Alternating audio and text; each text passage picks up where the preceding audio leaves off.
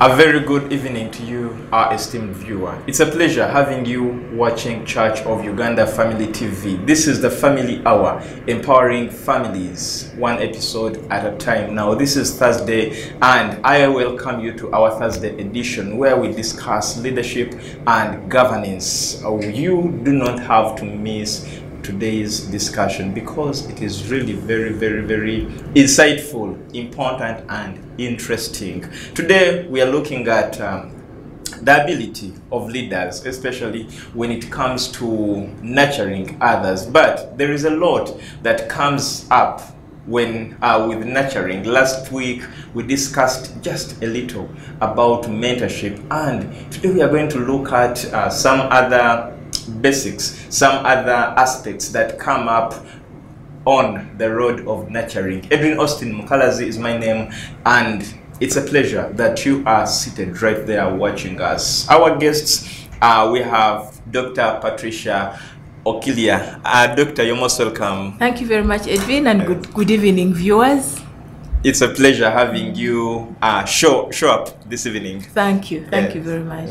Then you're most welcome to this show. Yeah. It's good to be here as always, and good evening, viewers. Well, today we are looking at something very interesting. You know, when it comes to mentorship, of course you talked about mentorship last week, and some of the aspects when it comes to nurturing and why it is important for someone to nurture a leader. But today we are going to start at a very funny point of the politics at work. I believe every workplace has its own politics, and it's up to the indwellers to play this politics well. And when you talk about politics, there is a lot that runs into people's mind. But Dr. Patricia, let us start it from there. Politics at work, and how this politics can sometimes influence the performance. Thank you very much, Edwin. I thought you would start with Diana, because Diana is one person who knows how to navigate effectively through politics. But effective leadership requires that someone should be dedicated and should be willing to serve others. But in the process of serving others, so many things come up. So many things come up in the way they do their work, first of all, as leaders. But remember, relationships is the glue that holds team members together at work. And now managing that relationship is how politics comes in. Someone must know how to manage both administratively as a leader in an organization. But solid relationships normally build very good and firm teams, which basically helps even in terms of output and progress of an organization. Most of what we do basically depends or relies heavily on teamwork, and when there is politics, then you find that the leader's performance basically somehow gets affected, because he's bound to incline himself on people who do the rumor mongering, who give the information, and then you find him beginning to discriminate people. But the question is, will your involvement with others be successful as an employee? How do you involve with others? Because politics is actually inevitable. Because at one point it helps you to understand better the people you're working with. And like I said, in every organization has a semblance of politics. There is workplace politics, and this is related to power. And office politics can basically also inflict damage if it is not well managed. It can affect the day-to-day affairs of an organization. It can erode trust in the leadership of an organization. It can also stifle or affect the collaboration and affect the general progress of an organization.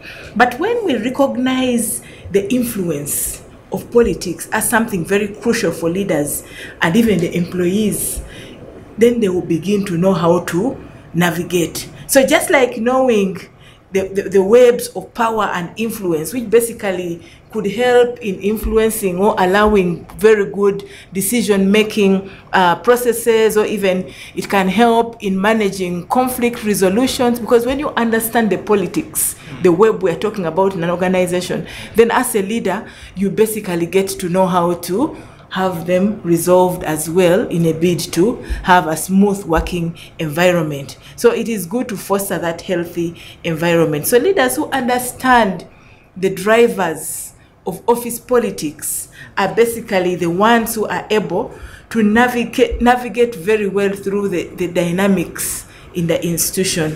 So those who sit back and don't pay attention to it basically get swept away, and sometimes they even get overtaken, because office politics can be damaging. But a leader who is able to understand, then he can be able to take advantage of it to improve on the work environment. Yes. Thank you very much. Okay, thank you so much, Dr. Patricia. There is something you brought in that is very important when you talk about the drivers of office politics. Now, Diana, Doctor had already called you to come and you know, give us. So we are looking at office politics, and Doctor has brought in the drivers of office politics, but office politics as a general thing, because we realize that every workplace has the other politics, and Doctor has just told us that sometimes the politics can inflict permanent damage, which can also alter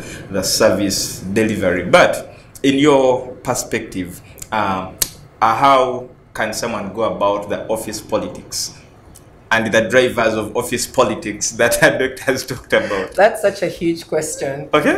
Very, very, very interesting. I don't know why she said I should be the one to start with it, considering that she has a very high position. I think she's well able to articulate on that matter better than I can. But it's true that every institution, not just an office, has what you call politics of a workplace. The church has politics. Even homes, if you like, a home has a politics. Yeah. There is no institution that's immune to it. I read a book called Why Good Girls Still Don't Get the Corner Office, and I understood what office politics really looks like. I think one of the things that people do is deny that there's politics. And the moment you begin to deny that there is office politics or that there's politics around you, you are not playing the game. And it's a game. Okay. It's a give and take. It's always about give and take. There are things that you're giving to the office and things that you're going to take from the office. I don't advise anybody to walk into an office without knowing what they can give and what they're willing to take, because it becomes a give and take mechanism. As human beings, we are wired that way, sadly. We're wired in such a way that we're able to do something for somebody when it's not necessarily bad, and you will expect, I've put my chips in, I'm going to cash in on them at some point in time. Each of us is wired that way. So I get into work, I will be courteous to you. You'll ask me at some point to do a photocopying for you, to do a research for you, and I will do it, especially if you're not my boss. But even if you are my boss, it's also good that you do it, knowing that the next time I come to ask for leave, even when it's a busy season, I am able to get it. It's really about a give and take mechanism, and you need to know how to play the game, learn the game, and be able to be a part of the game. I have learned so much about from that book about what it is to do to navigate office politics, because it's the way you look matters, because it says a lot about you. Everybody sizes you up from how you look. For women, it's so much worse, especially women leaders. You wonder why Dr. Patricia is ever smart. That's the reason. You wonder why it's everything that is put together. She's put together in that way for a particular reason. Because of the way people are going to view her. She speaks at a certain tone because of the way people are going to perceive her. She has a certain style that she wants people to relate her with. Every time that you see her, you're going to see her in a particular style. For women, you're told, if you wear a red dress on Monday, and you walk into a room with people who don't know you, it speaks power. So any woman that walks right into an office in the morning in a red dress, what she's telling you is, I am very powerful. I need to buy that red dress. People will automatically perceive her as someone that is powerful. People take notice when you use bold colors. And so those are things. So your outlook matters, how people look at you. The second aspect of office politics is how you are able to know who to talk to. I think I read something about 48 laws of power. I think it's 48. One of the things I'm still jittery about, never outshine your boss. Because they have to feel secure in their position, especially if you don't have the mechanisms it takes for you to get to that place yet. Do your best to serve and give them their space. Now, for some of us who have strong personalities, it's very difficult because silence will be deadly. When you speak, it will be deadly. One word taken, it will be deadly. And so I think it's something you sort of nurture and start to cultivate in such a way that how you speak to the boss matters, how you speak to your colleagues matters, how you speak to even your juniors matters. All that is politics. You know how to appease your boss. I gave somebody a ride this afternoon, and he told me he had changed his job, and I said, "Oh my God, how is your new boss?" Because I know the new boss, and we had quite a discussion. He said, "No, I just learned to say yes, madam, no, madam, yes, madam, no, madam," because he knows I have just gotten this job. He did his research. He knew who she was getting into the place. So he knows how to speak to her in a way that appeases her, doesn't leave her uncomfortable, doesn't leave her insecure. He also knows that his long-term plan, he has a long-term plan. I am going to go from this position to another. If it will take me giving that, I'm going to do it. So how you speak to those different people matters. And I think lastly, those are just the laws of power. Yes. But lastly, is your general interaction with the different people. I have learned so much that when you go to office, they're not your friends. That was a hard lesson for me to learn. That your colleagues are not your friends. I think it was a really hard lesson starting out in my career, because I expected that since we spent most of our time at office, we should be friends. And I was very disturbed when I was excluded from something. You know, those office chats where you can chat along, one inbox to the other, and people were laughing in a department. I was the only one not laughing. So I realized there was a chat ongoing. And so as a very young heart lawyer, I sent a message to my friend and said, "Can you believe this is happening?" And she said something that has forever shaped how I interact with office. She says, "They are not your friends." And that was one of the laws those are one of the things you learn about office politics. Work is work. If by grace God allows that somebody will become your friend and you will take it beyond work, then good for you. But there are things that are just destined for work. Take it as it is. Take what you can take, get what you can get, and learn to live. Okay. Wow, this is so interesting, and yeah, it is an eye-opener, actually. You know, we have very many people who always complain about hypocrisy, betrayal at the places of work. But from that, someone now realizes why that all happens. And this is part of the politics. Now, we are looking at overcoming obstacles. Dr. Patricia, you're a leader, you encounter obstacles at the place of work, and how do you overcome them, especially to avoid a collision with your subordinates? Thank you very much, Edwin. I think it's very important that as leaders, we first of all have to master the art of influence. If we master the art of influence, then we're able to understand the motivation behind the power dynamics we're talking about. So that can help leaders to be able to collaborate, to build strong relationships, and also create values and transparency among the people, and also promote respect for both the people they're leading and themselves. But we need to first of all understand what are the drivers, because human beings or employees basically have different expectations. Like Diana has alluded to, everybody gets into an organization and has got his goal. You know, he wants to better himself, he wants to build his career, he wants to make a contribution, a significant contribution in that organization, and so on. So what fuels the dynamics, basically, because individuals are motivated by different factors. Some of them like everybody would require or would be happy to be recognized for the things he or she is making, Yes. then they need to know the idea of control.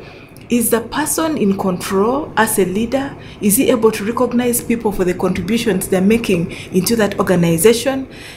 Is he able to provide security for the employees, for instance, or even provide personal growth? Because like we said, people come with different intentions. So there are power struggles which often emerge from this when these different motivations begin to clash. So that brings around power struggles. Someone is struggling to get an opportunity or win favor of the boss so as to travel abroad or get an opportunity for training or get this promotion and so on.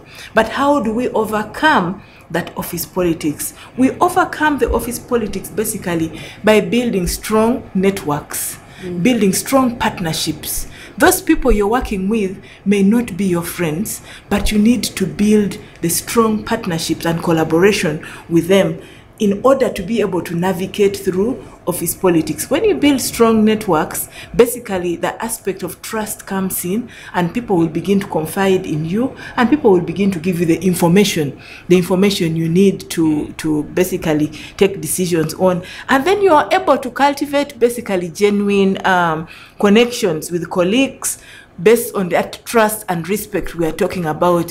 When the people trust you, they will be able to believe in what you are saying. They will be able to follow the direction you're giving them to take. And that basically helps that leader to be able to navigate through office politics. Because one, you will have gotten rid of practices like grapevine, backstabbing, rumors, and so on. And then also actively be able to listen to the people. People will have concerns to share with you. That means in order to build that communication, there should be regular meetings. If you can meet them on a weekly basis or have senior management meeting, top leadership meeting, and departmental meetings and so on. Because that is the only way as a leader you can be able to get feedback, and people will get to know that, hey, we're supposed to be briefing our bosses on such and such issues or operations within the organization. So it's very, very good to be able to also try to put on the shoes of the people you are leading.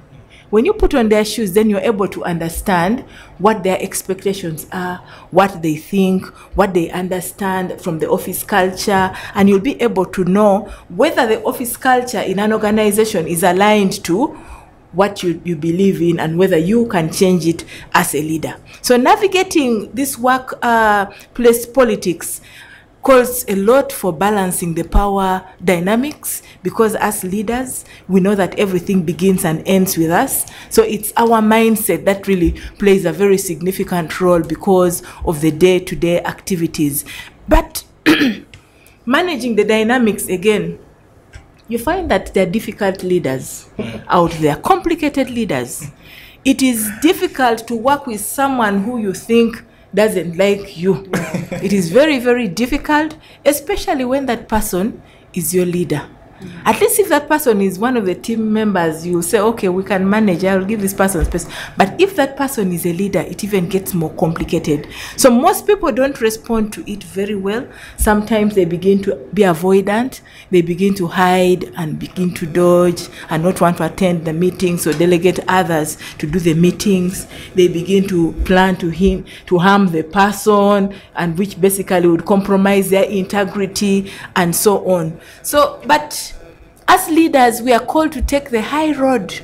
As leaders, we cannot, you cannot avoid such problems. Even when office politics begins to emerge, I think it's very important that you find solutions rather than sweep the issues under the carpet, because you can do everything within your power if you make sure you understand or scope what the problem is. What is the problem? Is it about rumor mongering? Is it about grapevine? Is it discrimination at work? And so on and so forth. So as leaders, I think it's very important for us to, first of all, process our emotions. Understand yourself. Understand what is it that would annoy you so much and make you lose it. And then you begin to control that. Because if you allow the negative emotions to affect the way you do your business, then it will even get to your workspaces, it will affect your family members, and so on. So these negative emotions can also influence the decisions we take as leaders. So if we're in control of our emotions, then we basically know that you can be able to navigate through such challenges at work. Then you can look for common ground. Your boss may not like your views, but look for common ground. What is it that is a middle ground where everybody can get to understand? Everyone normally sees the world from their own perspective. But when you try to use other people's lenses, you then get amazing results. Sometimes when I'm myopic, I think this is the direction. But when I open it up, then I get amazed at how many people have greater ideas, even better than mine. So in order to navigate through office politics, I think that can also help. Wherever possible, it's good to look at the points of views of other people, other members as well, and focus on the things that we have in common rather than the differences we have. And then finally, it is very, very important for us to basically have the problem-solving approach. Problem-solving. Somebody could hate you, but if you're able to provide solutions, workable solutions to complicated issues, I think the person can change his attitude because they see that you're bringing solutions. Because we have many people today, Edwin, who keep identifying problems. Yeah. This one has a problem. This one comes to work late. This one has this. Sure. But they don't come up with solutions. They don't probe deeper to find out what is the cause of this problem, and going forward, how can we improve and mitigate this situation. So, and also when you're someone who goes the extra mile, however much the boss hates you, but when they see that you can be able to bite big and be able to chew it and produce results over and above what you had targeted to bring out, I think you can change the mindset. Yes, go the extra mile, be distinctive, come up with explicit results, write the best papers. The person will know that, no, I think for me to succeed as a boss, I need this character here in this organization, and you change the mindset. Yes. Okay. Then before we get into the break, how, in your perspective, can someone deal with the politics, the office politics? I don't know if it's just politics or it's overcoming obstacles. Overcoming obstacles. Okay. Yeah. I think Dr. Patricia has done really well in how she has given practical solutions. I'll just give 4 points and then very quickly. One is what she said, go for a win-win situation. We always think that there's no middle ground, but a win-win situation gets you the best result. I remember growing up as a young leader, I thought that if I won and you lost, it was the best way forward. But a win-win solution is something that every leader and every person should seek for. And that's something that should be taught to younger people. The second one, which she spoke about, was networking. You have got to network. You can't do this life alone. You will never be able to succeed if you go it alone. You can't do your job and expect that that this is it. I'm going to be the one who does the research, who goes out to the field, who comes. So networking is important because it leverages on your weaknesses and allows other people to take over. So that you overcome an obstacle, especially as a leader, if you're able to delegate a lot of things. And that happens when you convince them in the networks that you're creating. The leader also should serve. The leader should serve. If you think of leadership as a way where you are overloading your particular leadership over somebody, you're doing yourself a disservice. The person who serves will get the best out of people. And until you learn to serve, you're not ready to lead. There's no two ways about that. The last is the emotional intelligence that she's spoken about. Emotional intelligence is something that nobody pays much attention to. I think this generation has only started to pay so much attention in terms of training. And it's important that you are training people in emotional intelligence, because you're not just training them in the skill, you're not training them only in leadership, which you should, but also train them in how to be mature emotionally, because that will save you a lot of things, the obstacles that arise. It will save you a lot of clicking in the office and different things that arise. I think the last scenario I can think about is when NSSF did that role switch, where the deputy MD was at a guard at a certain place and going through the guard. I think it was very key to help people understand the value of the roles that other people play. So you're able to appreciate them more. And I think such a practical aspect in helping people understand what other staff are facing is good in promoting resolution or overcoming an obstacle. Okay. Thank you so much, Dan. Thank you so much, Dr. Patricia. We are taking a short commercial break. We shall be right back, continuing with this discussion. Stick with us. Welcome back from the commercial break. This is the Family Hour on Church of Uganda Family TV, and this is our Thursday edition where we discuss leadership and governance. It's a pleasure having you tuned in. We have Dr. Patricia, Achan Okiria, and Diana Angwech. We are discussing, our discussion is rotating around the obstacles that we encounter at work and, for the politics. But of course, we have also a very, very big aspect that I want us to discuss in this session. What we call, what people have called difficult bosses. Dr. Patricia can take that. So Dr. Patricia, the ball has already been sent to you. How can we deal with difficult bosses? You know, Edwin, the Bible says defeat evil with good. Yeah. So when a boss is difficult and for some reason hates you, it's difficult to dislike someone who consistently treats others well, with kindness, or someone who does their job very, very well. Even the person who is disliking you will get embarrassed in the process of disliking you, because he will see that this person is kind.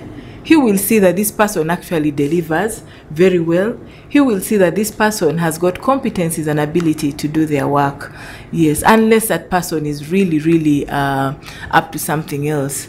But difficult bosses, like I said earlier on, when you go the extra mile, you go the extra mile in doing your work, when you have the ability to bite more and be able to chew it properly and deliver results, you go beyond, over and above, or sometimes beyond the expectations. So the boss will see and know that this person delivers timely results. Sometimes people dislike others without any clear reasons. It could be what Diana said earlier on, maybe the way you look, body language, they have their own hidden reasons. Maybe your tribe, okay, or your height, or something. But but it's very important. It is very important to always try to connect on common ground, because if you try to connect on common ground and present yourself as a great employee, then I think you can be able to navigate and manage a difficult boss. Then if you're able to see issues from a different perspective, if you're able to be objective with respect to the boss, of course, because there are some people who, when they articulate their issues, they try to challenge or outdo the boss, and that one brings challenges as well. But come up with solutions, like we said, solutions, not just finding problems among the people. When you come with solutions, then you can be able to navigate, and the boss can be able to see and know that this person actually is adding value to this institution, because the person is not only finding problems, but is able to propose some recommended solutions which can work out in the organization. I think that is very important. If you are able to increase your value by becoming good at offering such solutions, then it could make your boss actually change his attitude or her attitude towards you, and you'll be able to navigate through. But this is a common scenario in service and different institutions today. There are people who have challenges out there because they're good performers, excellent performers. Some people take offense because they don't want to be challenged. It could be colleagues, who will just take this person to be an enemy because of his ability to produce results and challenge them. But instead of coming to seek and get guidance on how they can also improve, then they turn this person to be an enemy. But you know, when life tosses the lemon, you make lemonade out of it. Like someone said, when they toss a brick, pick the brick and build something out of it. Because there are enemies of progress out there as well in the different institutions. They could begin blackmailing or backstabbing, but he who alleges in law, they say he who alleges must prove. But also, if you determined to work with integrity and uphold your values and principles and not be shaken, basically, the brightest star shines in the darkest moments. It could be in the midst of those challenges where the boss has become a problem. This person will come out and shine. So you can't sit on talent, or you can't sit on somebody's progress. You can only delay it, but the person will come and grow and grow and grow. So my encouragement to the viewers out there, if you're going through such challenges, you can be able to offer solutions. You can be able to work well. You can be able to be positive about it. Don't be gloomy and resign and begin avoiding the boss or your colleagues because they are difficult. But find a way of bringing harmony. Because in Luganda they say, you can present yourself with that humility that can make a difference in the organization. And it is very difficult, like I said, to hate someone who is offering kindness and love and, to colleagues at work. Okay, thank you so much, Dr. Patricia. Then, how can someone go about that difficult boss, or maybe a peer or a subordinate? Well, for a boss, you have to submit. There's no two ways about it. For a boss, you submit. For a peer, learn how to interact around them. Because there are people I had to learn the best way to deal with them is send an email. Other people, the best way to deal with them is to make that one call. Other people just walk up to their office and tell them what they want, especially if it's a peer. For a boss, there's no two ways. You submit because you have no choice. You're not the boss. You don't have the overview. You don't have the bigger vision. You don't have the position yet. And it's difficult. It's a difficult thing to hear when you're going through something that's really tough. But I can tell you that each and every single one of us has been through it, or you will go through it if you've not gone through it yet. And so submission to a boss is important. To a peer is to figure out how to work around them, which also goes to the boss, also to figure out what they love that would help you. I think you can't be difficult to your juniors. Hopefully you recognize that. The second aspect is that know why you are there. Know why you are there. Many times we lose the vision of why we joined a particular workplace. This time, okay, maybe this season people are applying because they have no jobs. That's different. But if you joined a particular workplace, there's a reason you were there, and you were employed for a particular reason. Never forget the reason that you were there, because that's what will wake you up, that's what will keep you going, and that's what will help you navigate the difficult things. Know where your barriers start and where they stop. Also understand your value system. Your value system in life will be for me, it's a compass. It's a compass of what I can and cannot do. Yeah, there are bosses who put people into difficult situations. Not just a difficult boss, but when it borders on something that is criminal, such as sexual harassment, it's difficult for a young lady to go through that at a workplace. And supposing it's a male supervisor who is ahead of you, that's a difficult boss and a difficult situation. You need to forge mechanisms around work that will help you. Know when to say, Dr. Patricia, check on me when they call me at this time. Knock on the door and say something's urgent, that you need me for something. Or form links and ranks around people that are going to get you out of situations that you can't avoid, things like where you see sexual immorality. Then as much as possible, I think learn people's character. Learn people's character. Learn what ticks them off and also what promotes them. Never try to outshine your boss. And I know it's a difficult thing. It's something I'm still trying to learn. But do your best. You know when they clap for you when you're in the room and this person did it, know when to say, Dr. Patricia helped me along the road. She certainly played a big part. Because when your boss is secure, you'll get more things out of it than when you're not. You're there for a time period, and it's going to come to an end. So as much as possible, do that. And I think lastly, pray. Okay. Just very pray. important. Thank you so much, Dan. I thought you were still telling us about prayer. I can go on. You might wake up tomorrow. Okay, so this is really very, very important. We are dealing with a generation, our generation, which is a little complicated. Gen Z, millennials, which one? Our generation. Edwin, we are not in the same generation. No, I mean mine. Yes. My generation. We are struggling with leadership. Why? You come out, sometimes you even have better qualifications than your boss, and you think you are ahead of them. You understand more than what they do, and I think this is really very, very dangerous from what you've just talked about. And I think this is one of the reasons as to why we normally have issues with our bosses. You collide here and there because of just something very, very, very small. But we are dealing with we now want to speak to the young generation, and what do they need to learn, Dr. Patricia, when it comes to politics at work, when it comes to conflict resolution at work? Thank you very much, Edwin. I think it's very important, first of all, to pick from where Diana stopped. Young people out there need to be disciplined.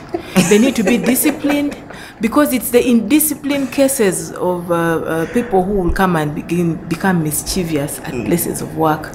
So they need to be disciplined, and they need to be grounded in values. They need to be truthful. They need to be honest. They need to, understand what the mandate of the institution they're getting to is about. It could be at clerkship or internship or traineeship, where you just get there to be mentored so that you learn about the organization, so that you learn how to write good reports, so that you learn how to write good legal briefs, and so on. It is very, very important. When you start giving orders. Yes, then young people need to be determined. First of all, they need to know what they want to become when they grow up.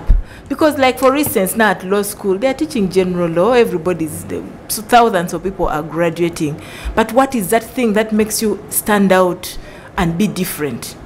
So you need to look for something that is unique. Maybe pick on an area like revenue law and taxation and say, I want to be the best tax lawyer in town. Be determined and work at it and concentrate on that area. You could say you want to be a good copyright expert somewhere, or a good human rights lawyer, or governance expert, and so on. So young people need to be determined. First of all, identify the areas they need to focus on. And then thirdly, young people need to have confidence. You need to have confidence. Some people just fear. You have gone for internship, you fear to even say good morning to your boss because you do not have that confidence. They're asking you to take on an assignment, you're feeble. We need to build confidence in young people out there so that they are able to take on even the complicated assignments, because they will know how to navigate through it and work and consult and be able to come out with very, very good quality results. Because you know that winners don't do different things, but they do things differently. They do not do different things, but they do things differently, meaning they are able to look for new innovative ways of presenting their work, think deeper, think out of the box, do things differently, not doing different things. So it is important for young people to know that we have to be creative, we have to come up with new innovations, we have to produce results, and not shoddy work. We have to pay attention to detail. Today, sometimes when you look at someone's application for a job, you get very disappointed. Yeah. Someone makes mistakes, typos, does not even know how to, construct a sentence very well. And then you wonder, did this person really graduate? This degree certificate presented here, does it belong to this person? Or he picked another person's certificate. So sometimes success doesn't mean absence of failures, but attainment of ultimate objectives. Let's be solution oriented. Young people should stop lamenting. People are in lamentation all the time, corruption. Let's think about solutions, not to measure on the problems we have around us. Let's think about workable solutions and be objective and positive with confidence and discipline and determination. Thank you very much. Then we are talking about the younger generation that Dr. Patricia actually described, which doesn't actually take certain things very serious. We are groomed in a generation where certain things are not as serious as they used to be. So they even tell you, this used to be like this, but these days. But the more we say this, or we keep it at this, is the more issues we get. So what do you have, what do we need to learn in this generation if we are to be effective leaders? Yeah, that's true. One, collisions that happen, especially for young people or even adults, is that the collision is about maybe character and approach. It's rarely about the work. And so keeping the main thing is key. So your collision is probably about a character difference, an approach difference, and you have to realize that what you're disagreeing on is about work. So find a way to get a win-win situation. There's a saying that people leave people, they don't leave work. And I found that to be true. Every time you ask someone why they quit a job, you will find that it was a person. It's rarely about work. And so as much as possible, the young people need to realize that people are different and characters differ. The older somebody is, the more set they are in their ways, because they have learned something in a particular way. And so don't be so fast to attack a character, maybe even attack an approach, but just focus on the work itself as much as possible. The older people bring something to the table, but so do the younger people. They bring wisdom, they bring experience, they bring understanding of the field in a way a young person does not know. And they bring energy. The older people. The young people. Oh yes, no, those are the older people I was talking about. So the younger people, though, bring new ways and new approaches of doing things. They are faster with technology. They are faster in understanding the trends that are ongoing. They are faster in understanding things. And so if we appreciate that each of us is bringing a dynamic to the table, one, learn from the other. Learn wisdom, experience, and knowledge from the older people. Learn their faster ways of doing things from a younger person. See how you can blend the two and bring out the best, especially if you're trying to raise leaders. Every leader should be raising a leader. And so if you're trying to raise leaders, you must be imparting more than a skill. You're also imparting to them these silent features that make them stand out when other people won't allow them to stand out. Also, I think you know that there are always two sides of something, two sides of a story. It's important that you're figuring out what is being said. There are things that can be said and young people don't know when I'm saying something and it's a joke, or I'm saying something and it's serious. Sadly, we have a generation of very vulnerable and delicate young people coming up. And it's difficult when you're older, because we could take these things when we're younger. And yet having to navigate that and learning how to carry yourself in a workplace. And I think that the only way a person can learn that is if the older people are able to teach. That don't go crying out of an office because I've said this work hasn't met its cut. Ask, what should I have done better that I haven't yet learned? But lastly, different generations bring different things to the table, and the sooner we learn that and we're able to appreciate that, I think the better the workplace will become. Okay. To that very point, what are your take-home shots as we wind up this discussion?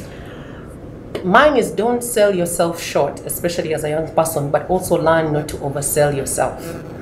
Because when you oversell yourself, you may lose the people in the room. But don't sell yourself short. There's more to learn from life, and take your learning points and know when it's time to let go. Thank you so much, then. Dr. Patricia, what are the take-home notes out of this discussion? Thank you very much. I think hard work pays. Young people should have the grip of working hard amidst the challenges. The office politics we're talking about is about the challenges. but how are you able to navigate through that? Do you come out to put up a fight and begin boxing people in the corridors? No, you come out to sail through successfully, and we said we can sail through successfully by doing things differently. If someone is hostile to you, you come up with a humble approach. Come up with a humble approach, because if you pay evil with good, then you'll be able to come out victorious, because many times people begin to put up defenses. But be focused on hard work, promote the values, the principles of integrity, accountability, truthfulness, be down to earth. Some people, when they get to offices, they begin thinking they have arrived, but have that humility and focus on the job and know what took you there, like Diana has just said. Thank you very much. And we are grateful, Dr. Patricia. We are grateful to you, Diana. Thank you so much for making it. And to you, our viewer, thank you so much for watching us from where we started from up to now. Adrian Austin Kalazi is my name. Now, you shouldn't forget that tomorrow we shall have our Friday edition of the Family Hour, where we look at parenting. Now, don't miss Claire Bwenje and the guests as they discuss supporting children's education and their academic success. God bless you. Good night. Meet again next time.